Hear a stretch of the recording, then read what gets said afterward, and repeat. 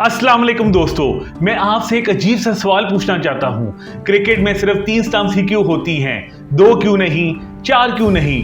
और उनके ऊपर रखी हुई छोटी सी लकड़ी जिसे हम बेल्स कहते हैं वो क्यों होती हैं? और एक और सवाल, बैट का शेप ऐसा क्यों है? किस इंजीनियर ने इसे डिजाइन किया था? या फिर ये सब वक्त के साथ खुद ही इवॉल्व होता गया? और सबसे हैरान कर देने वाली बात, अगर हिस्टोरियंस की ये पॉपुलर थ्योरी सही है तो जिस विकेट के लिए आज विराट कोहली और बाबर आजम जान लगा देते हैं उसकी ओरिजिन किसी स्पोर्ट्स लेबोरेटरी से नहीं बल्कि एक शीप पेन के गेट से हुई थी। जी हाँ, एक आम सा लकड़ी का गेट, और यहां से शुरू होती है क्रिकेट की सबसे फैसिनेटिंग मिस्ट्री। दोस्तों, अगर हम फुटबॉल, बास्केटबॉल और वॉलीबॉल के इन्वेंटर्स की बात करें तो उनके इन्वेंटर्स डॉक्यूमेंटेड है, लेकिन क्रिकेट नोबडी नोज। और यही क्रिकेट की सबसे यूनिक बात है।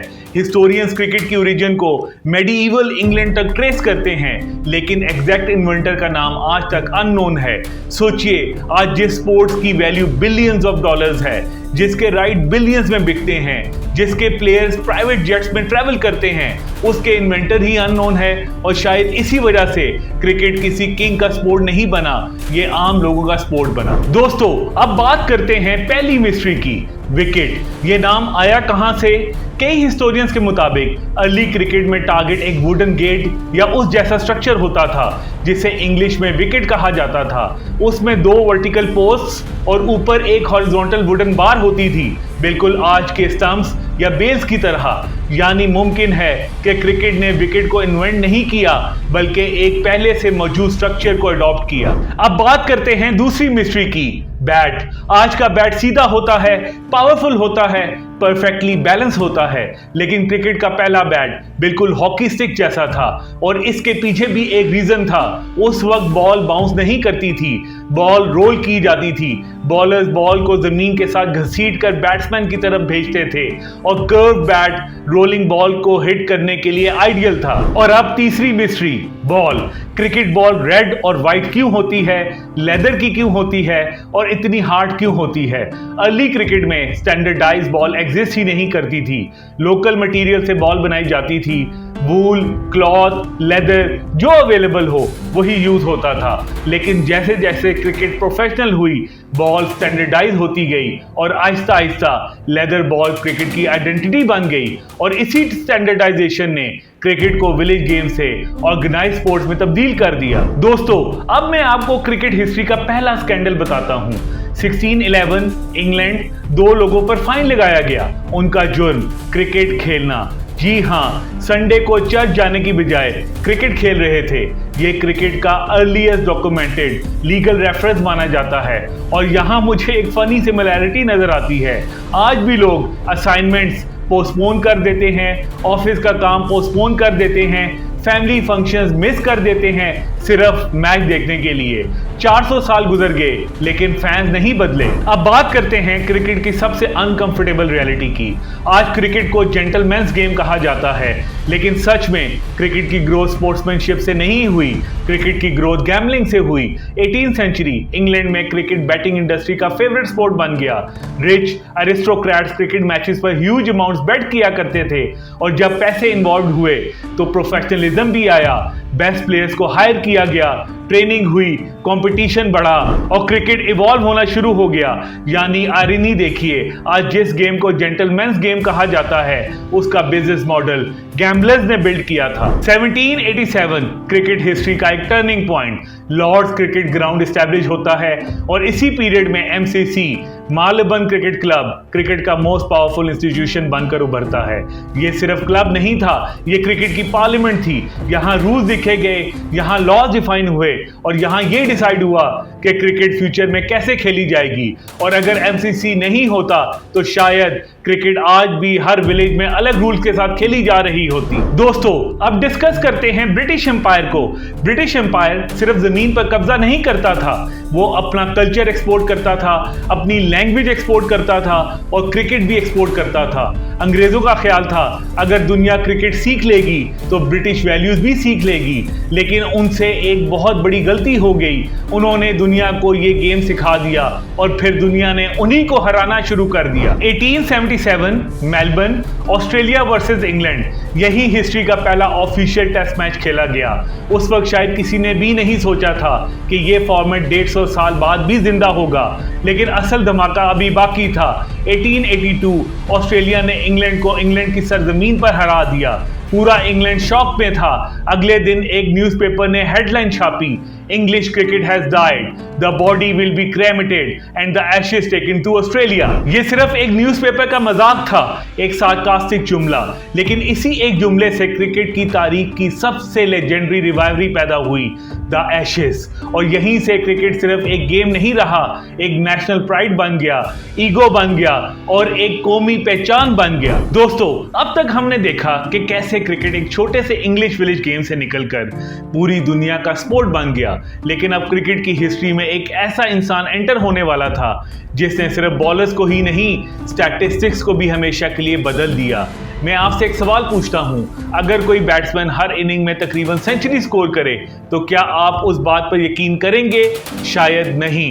लेकिन क्रिकेट हिस्ट्री में एक आदमी ऐसा था जिसका नाम था सर डोनाल्ड ब्रैडमैन और उसका टेस्ट बैटिंग एवरेज था 99.94। सिर्फ एक नंबर, लेकिन ये नंबर क्रिकेट हिस्ट्री का सबसे इम्पॉसिबल स्टैटिस्टिक माना जाता है। अब आइए इस नंबर को समझते हैं। Virat Kohli 50s average, Sachin Tendulkar 53.78, Jacques Kallis 55.37, Steve Smith 60 के आसपास, लेकिन ब्रैडमैन 99.94, यानी ऑलमोस्ट डबल। और इसीलिए स्टैटिस्टिशियंस कहते हैं ब्रैडमैन का रिकॉर्ड सिर्फ क्रिकेट का नहीं, पूरी स्पोर्ट हिस्ट्री के सबसे एक्स्ट्राऑर्डिनरी अचीवमेंट में से एक है। और यहां से एक प्रॉब्लम शुरू होती है, इंग्लैंड पैनिक करना शुरू कर देता है। 1930 एशेज, ब्रैडमैन इंग्लैंड को बर्बाद कर देता है। रन्स और फिर और रन्स। इंग्लैंड के बॉलर्स हेल्पलेस हो चुके थे, मीडिया मजाक उड़ा रहा था, पब्लिक फ्रस्ट्रेटेड थी और फिर इंग्लैंड ने एक डेंजरस प्लान बनाया, बॉडी लाइन। अगर आपने पहले कभी बॉडी लाइन का नाम नहीं सुना तो समझ लीजिए कि क्रिकेट हिस्ट्री के सबसे कंट्रोवर्शियल चैप्टर में से एक है। प्लान सिंपल था, ब्रैडमैन को आउट नहीं करना, ब्रैडमैन को डराना है। फास्ट बॉलर्स को कहा गया, बॉल विकेट पर नहीं बॉडी पर फेंको, लेग साइड पर फील्डर्स खड़े करो और बैट्समैन को मिस्टेक करने पर मजबूर करो। और फिर जो हुआ उसने क्रिकेट को ऑलमोस्ट डिप्लोमेटिक क्राइसिस बना दिया। ऑस्ट्रेलियन मीडिया फ्यूरियस, फैंस नाराज, पॉलिटिशियन नाराज, इंग्लैंड और ऑस्ट्रेलिया के रिलेशंस तक खराब होने लगे। यानी सोचिए, आज आईपीएल कंट्रोवर्सी ट्रेंड करती है, उस वक्त पूरी गवर्नमेंट्स इन्वॉल्व हो गई थी और सबकी वजह थी एक बैट्समैन। दोस्तों, जब इंग्लैंड और ऑस्ट्रेलिया ब्रैडमैन की वजह से पागल हो रहे थे, तब ब्रिटिश इंडिया में एक और कहानी लिखी जा रही थी और उस कहानी के हीरोज किंग्स नहीं थे, नवाब्स नहीं थे, पारसीज थे। अक्सर लोग समझते हैं क्रिकेट इंडिया में ब्रिटिशर्स लाए, ये बात आधी सच है, लेकिन क्रिकेट को अडॉप्ट किसने किया? पारसी कम्युनिटी ने। बॉम्बे के पारसीज पहले इंडियन कम्युनिटी थी जिन्होंने क्रिकेट को सीरियस लेवल पर खेलना शुरू किया। उन्होंने क्लब्स बनाए, टीम्स बनाई, मैचेस ऑर्गेनाइज किए और आहिस्ता आहिस्ता ब्रिटिश टीम्स को चैलेंज करना शुरू किया। लेकिन यहाँ एक अनकंफर्टेबल ट्रुथ भी था, रेसिज्म। कई ब्रिटिश क्लब्स इंडियंस को इक्वल नहीं समझते थे, कई क्लब्स मेंबरशिप ही नहीं देते थे। यानी क्रिकेट सिर्फ स्पोर्ट नहीं था, स्टेटस सिंबल था, पावर सिंबल था और इंडियंस ने इसी गेम को चैलेंज में कन्वर्ट कर दिया। 1932 लॉर्ड्स, क्रिकेट का स्पिरिचुअल होम, और यहां पहली बार इंडिया टेस्ट क्रिकेट खेलने उतरता है। ब्रिटिश मीडिया को एक्सपेक्टेशंस नहीं थी, कई लोगों को लगता था इंडिया सिर्फ पार्टिसिपेशन के लिए आया है, लेकिन फिर मोहम्मद निसार बॉलिंग करने आए और इंग्लैंड के टॉप ऑर्डर्स को शॉक कर दिया। इंडिया मैच नहीं जीता, लेकिन एक मैसेज दे गया, क्रिकेट अब सिर्फ अंग्रेजों की जागीर नहीं रही। दोस्तों, अब एक इंटरेस्टिंग सवाल की तरफ आते हैं, अगर क्रिकेट इतना सक्सेसफुल था तो फिर रेवोल्यूशन की जरूरत क्यों पड़ी? जवाब सिंपल है, ऑडियंस। 1960s और 70s तक दुनिया बदल रही थी, टेलीविजन आ रहा था, एंटरटेनमेंट ऑप्शन बढ़ रहे थे, लेकिन क्रिकेट अब भी वही वाइट क्लोथ्स, 5 दिन के matches, tea break, lunch break और स्लो पेस। यंग जनरेशन का अटेंशन टूट रहा था, क्रिकेट को एवोल्यूशन की जरूरत थी। इस एवोल्यूशन की पहली झलक 1971 में देखने को मिली। मेलबर्न क्रिकेट ग्राउंड में ऑस्ट्रेलिया और इंग्लैंड के दरमियान टेस्ट मैच बारिश की वजह से कैंसिल हो गया। स्टेडियम में हजारों स्पेक्टेटर्स मौजूद थे और ऑर्गेनाइजर्स नहीं चाहते थे कि लोग बिना क्रिकेट देखे घर लौट जाएं। इसलिए एक एक्सपेरिमेंट किया गया। 5 दिन के टेस्ट की जगह एक 40 ओवर पर side limited overs match organise किया गया। किसी ने नहीं सोचा था कि ये एक्सपेरिमेंट हिस्ट्री बना देगा। फैंस को ये फॉर्मेट पसंद आया, रिजल्ट एक ही दिन में आ गया और इसी मैच को आज पहला वनडे इंटरनेशनल यानी ओडीआई माना जाता है। और फिर एंटर होता है एक आदमी जिसे क्रिकेट बोर्ड्स विलन समझते थे, लेकिन हिस्ट्री हीरो कहती है। नाम था कैरी पैकर, ऑस्ट्रेलियन मीडिया टाइकून। 1970s में कैरी पैकर क्रिकेट ब्रॉडकास्टिंग राइट्स खरीदना चाहता था, लेकिन क्रिकेट अथॉरिटीज ने मना कर दिया और फिर उसने वो किया जो बिलियनर्स करते हैं। उसने अपनी लीग बना ली, वर्ल्ड सीरीज क्रिकेट। उसने दुनिया के बेस्ट प्लेयर्स को सीक्रेटली कॉन्ट्रैक्ट्स ऑफर किए और बोर्ड से ज्यादा पैसे दिए, यानी बहुत ज्यादा पैसे। प्लेयर्स मान गए, क्रिकेट बोर्ड्स गुस्से में आ गई और क्रिकेट सिविल वॉर में चली गई। आज मैं आपको कुछ चीजें बोलता हूं, आपको वो सब नॉर्मल लगेंगी। Coloured clothes, white ball, flood lights, day night matches, TV cameras हर एंगल से, लेकिन ये सब कभी एग्जिस्ट नहीं करते थे और इन सब चीजों को मेन स्ट्रीम कैरी पैकर ने बनाया। ट्रेडिशनल क्रिकेट फैंस कहते थे ये क्रिकेट नहीं है, लेकिन ऑडियंस कहती थी ये ज्यादा मजेदार है और बिजनेस कहते थे ये ज्यादा प्रॉफिटेबल है। यहाँ कैरी पैकर ने सिर्फ क्रिकेट नहीं बदला, उसने स्पोर्ट बिजनेस का फ्यूचर बदल दिया। उसने बोर्ड को एक बात समझाई, असली पैसा टिकट्स में नहीं, टीवी ऑडियंस में है। और इसी फार्मूले ने क्रिकेट का फ्यूचर ही बदल दिया। World cups, IPL, PSL, big bash और द 100 सब की बुनियाद रखी, लेकिन अभी भी क्रिकेट का पावर सेंटर इंग्लैंड और ऑस्ट्रेलिया थे। किसी को अंदाजा नहीं था कि कुछ सालों बाद एक अंडरडॉग टीम सिर्फ एक वर्ल्ड कप जीतकर क्रिकेट का सेंटर परमानेंटली एशिया शिफ्ट कर देगी। दोस्तों, अब तक हमने देखा कि कैसे ब्रैडमैन ने बैटिंग की डेफिनेशन बदल दी। वनडे क्रिकेट ने गेम को एक नई डायरेक्शन दी और कैरी पैकर ने उसे टेलीविजन के लिए री इन्वेंट कर दिया।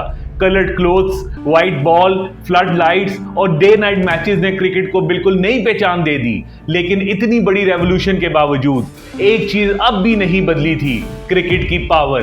वो अब भी इंग्लैंड और ऑस्ट्रेलिया के पास थी, लेकिन दुनिया के दूसरे कोने में 2 नई क्रिकेटिंग नेशंस उभर रही थी, इंडिया और पाकिस्तान। और आने वाले कुछ सालों में ये दोनों मुल्क क्रिकेट की हिस्ट्री हमेशा के लिए बदलने वाले थे। 1947 में ब्रिटिश इंडिया 2 नए मुल्कों में तकसीम हो गया, इंडिया और पाकिस्तान। लेकिन सिर्फ जमीन ही डिवाइड नहीं हुई थी, क्रिकेट भी डिवाइड हो गया।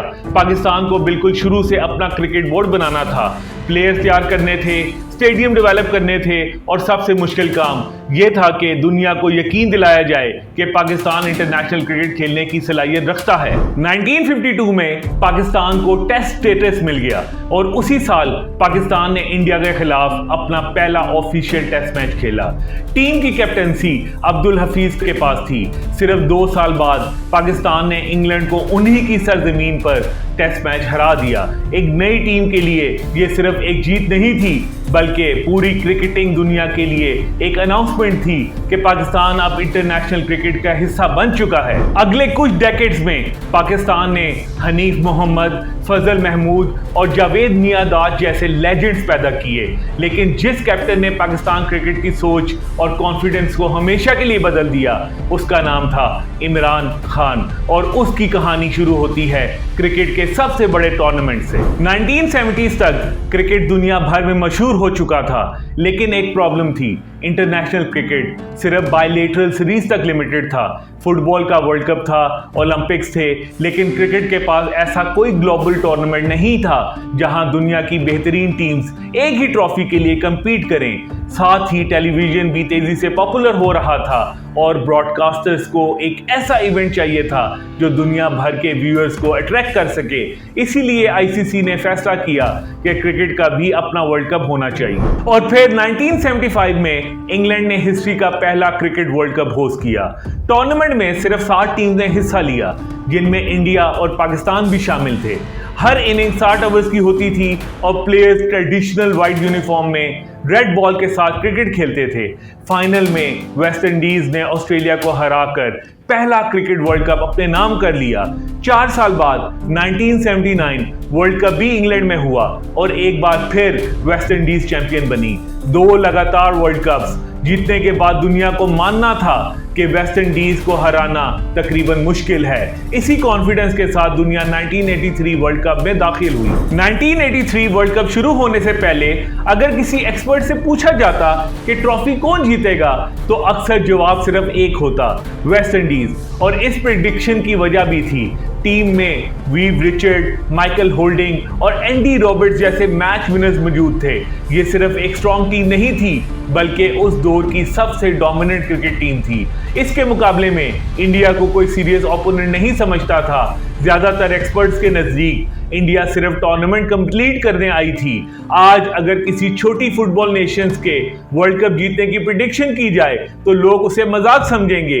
1983 में इंडिया के साथ भी कुछ ऐसा ही था, लेकिन हिस्ट्री अक्सर वही कहानी लिखती है जिसका किसी को अंदाजा नहीं होता। 25 June 1983 Lord's cricket ground, cricket world cup final. सामने थी 2 टीम्स, वेस्ट इंडीज और इंडिया। इंडिया ने पहले बैटिंग की और सिर्फ 183 रन बनाए। ज्यादातर एक्सपर्ट्स, कमेंटेटर्स और फैंस को यकीन था कि वेस्ट इंडीज तीसरी मर्तबा लगातार वर्ल्ड कप जीत जाएगी। लेकिन क्रिकेट की खूबसूरती ही ये है कि कभी कभी मैचेस सिर्फ स्टैटिस्टिक्स से नहीं जीते जाते, कभी कभी एक लम्हा पूरी हिस्ट्री बदल देता है। और 25 जून 1983 को भी ऐसा ही होने वाला था। वेस्ट इंडीज ने चेस कॉन्फिडेंटली शुरू किया और मैच उनकी तरफ जाता नजर आ रहा था, लेकिन फिर वीव रिचर्ड का एक शॉट हवा में गया और कपिल देव ने क्रिकेट हिस्ट्री का सबसे आइकॉनिक कैचेस में से एक कैच पकड़ लिया। उस एक विकेट ने पूरे मैच का मोमेंटम बदल दिया। वेस्ट इंडीज प्रेशर में आ गई और आखिरकार सिर्फ 140 रन पर ऑल आउट हो गई। इंडिया पहली बार क्रिकेट वर्ल्ड कप जीत चुका था।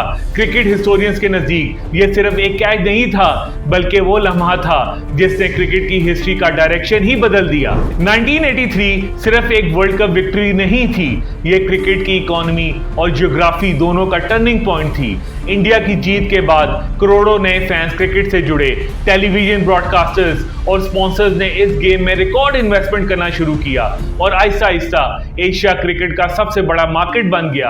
आज अगर बीसीसीआई दुनिया का सबसे ताकतवर क्रिकेट बोर्ड माना जाता है तो उस सफर की बुनियाद 1983 के उस जीत में मिलती है। लेकिन ये कहानी सिर्फ इंडिया तक महदूद नहीं थी।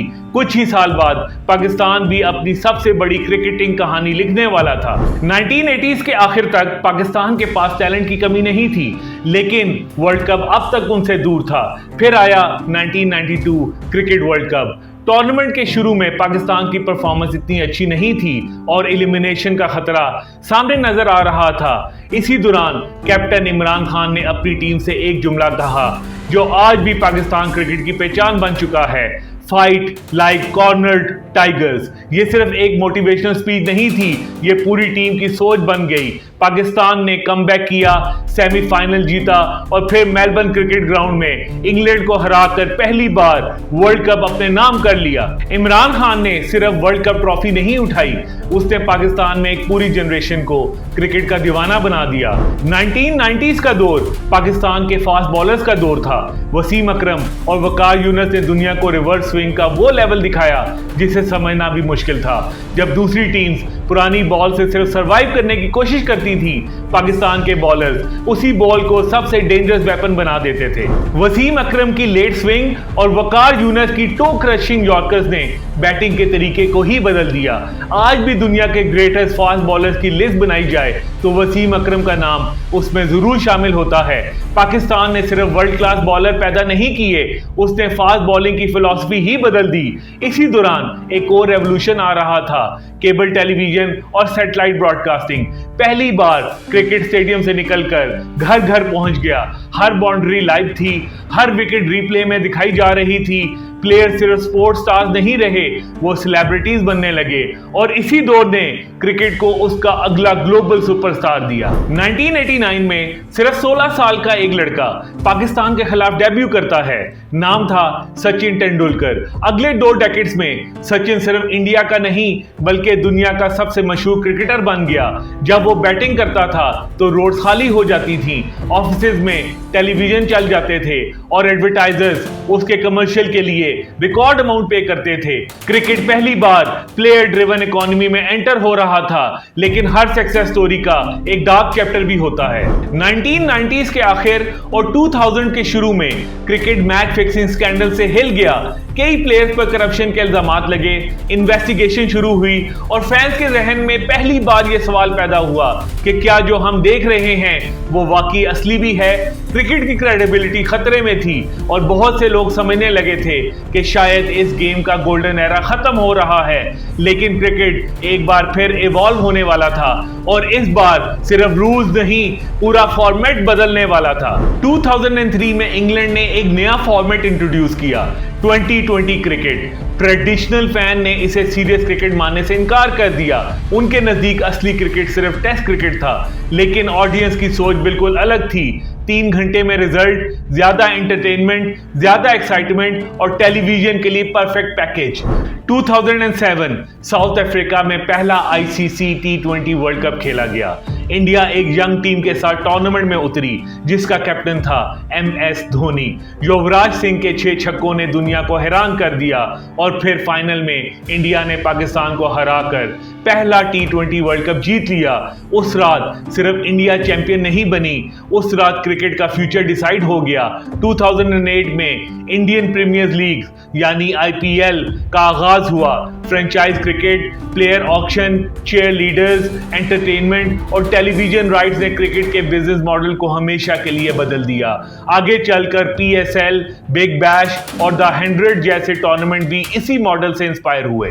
आज क्रिकेट एक $1 बिलियन इंडस्ट्री बन चुका है, लेकिन अगर इस पूरी कहानी को एक लाइन में समझना हो तो शायद वो ये होगी, क्रिकेट का सफर सिर्फ बैट और बॉल का सफर नहीं था, ये पावर के शिफ्ट की कहानी थी। इंग्लैंड से ऑस्ट्रेलिया, ऑस्ट्रेलिया से वेस्ट इंडीज और फिर एशिया। और शायद इसीलिए आज जब इंडिया और पाकिस्तान का मैच होता है तो वो सिर्फ एक क्रिकेट मैच नहीं होता, वो इस पूरी हिस्ट्री का नतीजा होता है। दोस्तों, अब तक हमने देखा कि कैसे क्रिकेट वर्ल्ड कप ने इस गेम की तकदीर हमेशा के लिए बदल दी। 1983 में इंडिया की जीत ने एशिया को क्रिकेट का नया पावर हाउस बना दिया। फिर 1992 में पाकिस्तान ने इमरान खान की कैप्टेंसी में दुनिया को दिखा दिया कि अंडरडॉग्स भी चैंपियन बन सकते हैं। इसी दौर में सैटेलाइट टेलीविजन ने क्रिकेट को घर घर पहुंचा दिया। T20 क्रिकेट ने गेम को और तेज बना दिया और IPL ने क्रिकेट को $1 बिलियन इंडस्ट्री में तब्दील कर दिया। लेकिन कहानी अभी खत्म नहीं हुई। अब सवाल यह है कि क्रिकेट का फ्यूचर कैसा होगा और अगले कुछ डेकेड्स में ये गेम किस डायरेक्शन में जाएगी। अगर आज किसी से पूछा जाए कि क्रिकेट का सबसे बड़ा इवेंट क्या है तो शायद बहुत से लोग वर्ल्ड कप फाइनल का नाम भी ना लें, वो सिर्फ एक मैच का नाम लेंगे, इंडिया वर्सेस पाकिस्तान। ये राइवरी सिर्फ क्रिकेट की राइवरी नहीं रही, ये हिस्ट्री, पॉलिटिक्स, इमोशंस, आइडेंटिटी और कल्चर का हिस्सा बन चुकी है। दोनों टीम्स बहुत कम बायलैटरल क्रिकेट खेलती हैं, लेकिन जब भी एक दूसरे के आमने सामने आती हैं पूरा क्रिकेट वर्ल्ड रुक जाता है। ब्रॉडकास्टर्स रिकॉर्ड व्यूअरशिप देखते हैं, एडवर्टाइजर्स रिकॉर्ड रेट्स पे करते हैं और करोड़ों लोग सिर्फ एक मैच के लिए टेलीविजन के सामने बैठ जाते हैं। आज क्रिकेट की इकोनॉमी में शायद ही कोई और फिक्सचर इतनी कमर्शियल और इमोशनल वैल्यू रखता हो। दोस्तों, अब बात करते हैं वुमेन्स क्रिकेट की। एक वक्त था जब क्रिकेट को सिर्फ जेंटलमैन्स गेम कहा जाता था, लेकिन असल कहानी इससे काफी पुरानी है। वुमेन्स क्रिकेट कोई नया कॉन्सेप्ट नहीं है, इसके रिकॉर्ड 1700 तक मिलते हैं, जब इंग्लैंड में औरतें भी क्रिकेट खेलना शुरू कर चुकी थी, लेकिन उन्हें ना प्रॉपर ग्राउंड्स मिलते थे, ना स्पॉन्सरशिप और ना ही मीडिया कवरेज। फिर 1934 में इंग्लैंड और ऑस्ट्रेलिया के दरमियान पहला ऑफिशियल वुमेन्स टेस्ट मैच खेला गया और तकरीबन 40 साल बाद 1973 में इंग्लैंड ने हिस्ट्री का पहला women's cricket world cup host किया। इंटरेस्टिंग बात यह है कि women's world cup men's cricket world cup से भी 2 साल पहले शुरू हुआ था, लेकिन उस वक्त वुमेन्स क्रिकेट को वो टेंशन नहीं मिली जो मेंस क्रिकेट को मिल रही थी। टेलीविजन कवरेज बहुत कम थी, स्पॉन्सरशिप्स ना होने के बराबर थी और प्रोफेशनल कॉन्ट्रैक्ट्स भी मौजूद नहीं थे। इसीलिए वुमेन्स क्रिकेट को मेन स्ट्रीम बनने में कई डेकेड्स लग गए, लेकिन फिर सब कुछ बदलना शुरू हुआ। इंटरनेशनल क्रिकेट काउंसिल ने वुमेन्स गेम में ज्यादा इन्वेस्टमेंट की, नए टूर्नामेंट शुरू हुए, फ्रेंचाइज लीग जैसे वुमेन्स प्रीमियर लीग और द 100 वुमेन लॉन्च हुई और दुनिया भर में वुमेन्स क्रिकेट की पॉपुलैरिटी तेजी से बढ़ने लगी। इस सफर का सबसे बड़ा symbol 2020 women's T20 world cup final बना। मेलबर्न क्रिकेट ग्राउंड में 86,000 स्पेक्टेटर्स मौजूद थे। ये वुमेन्स क्रिकेट हिस्ट्री की सबसे बड़ी लाइव अटेंडेंस थी। ये सिर्फ एक फाइनल नहीं था, ये इस बात की अनाउंसमेंट थी कि क्रिकेट अब सिर्फ जेंटलमैन्स गेम नहीं रहा, ये सबका गेम बन चुका था। लेकिन क्रिकेट का फ्यूचर सिर्फ नए प्लेयर्स डिसाइड नहीं कर रहे, टेक्नोलॉजी भी उतना ही इंपॉर्टेंट रोल प्ले कर रही है। आज इंटरनेशनल टीम्स डाटा साइंटिस्ट और परफॉर्मेंस एनालिस्ट हायर करती हैं। आर्टिफिशियल इंटेलिजेंस और मशीन लर्निंग की मदद से ऑपोजिशन के एनालिसिस होते हैं, बैटिंग और बॉलिंग पैटर्न प्रेडिक्ट किए जाते हैं और स्ट्रेटजी रियल टाइम में तैयार की जाती है। Hawkeye, ball tracking, ultra edge और प्रेडिक्टिव एनालिटिक्स ने एम्पायरिंग से लेकर कोचिंग तक हर चीज को बदल दिया है। यानी क्रिकेट अब सिर्फ टैलेंट का गेम नहीं रहा, ये डाटा और टेक्नोलॉजी का गेम भी बन चुका है। दोस्तों, अब एक और हिस्टोरिक डेवलपमेंट, क्रिकेट जो कभी सिर्फ कॉमनवेल्थ कंट्रीज तक महदूद समझा जाता था, अब ओलंपिक्स में वापस आ रहा है। लॉस एंजलिस 2028 ओलंपिक गेम्स में क्रिकेट की वापसी इस बात का सबूत है कि ये स्पोर्ट अब पहले से कहीं ज्यादा ग्लोबल हो चुका है। शायद मेडिइवल इंग्लैंड के गांव में क्रिकेट खेलने वाले लोग कभी इमेजिन भी ना कर सकें कि एक दिन उनका ये गेम ओलंपिक स्टेज तक पहुंच जाएगा। लेकिन दोस्तों, मैं आपसे एक आखिरी सवाल पूछता हूं, अगर कल IPL खत्म हो जाए, क्या क्रिकेट खत्म हो जाएगी? नहीं। अगर कल स्पॉन्सरशिप खत्म हो जाए, क्या क्रिकेट खत्म हो जाएगी? बिल्कुल नहीं, क्योंकि क्रिकेट स्टेडियम्स में पैदा नहीं हुआ था, क्रिकेट बोर्ड रूम्स में पैदा नहीं हुआ था, क्रिकेट बिलियनियर्स ने क्रिएट नहीं किया, क्रिकेट उन बच्चों ने जिंदा रखा जो गलियों में प्लास्टिक के बैट और टेनिस बॉल के साथ वर्ल्ड कप फाइनल खेलते हैं।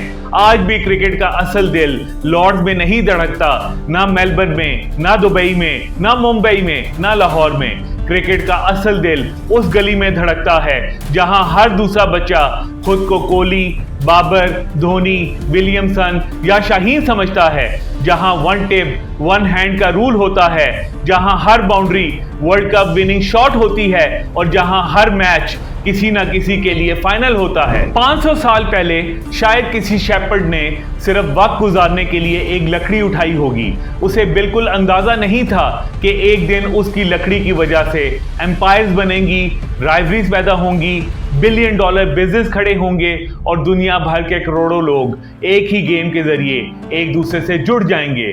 क्रिकेट वक्त के साथ जरूर बदला है, लेकिन उसकी रूह आज भी वही है, एक बैट, एक बॉल और जीतने का कभी ना खत्म होने वाला जज्बा। अगर आपको ये वीडियो पसंद आई तो लाइक और शेयर जरूर करें। मिलते हैं नेक्स्ट वीडियो में, तब तक के लिए अल्लाह हाफिज।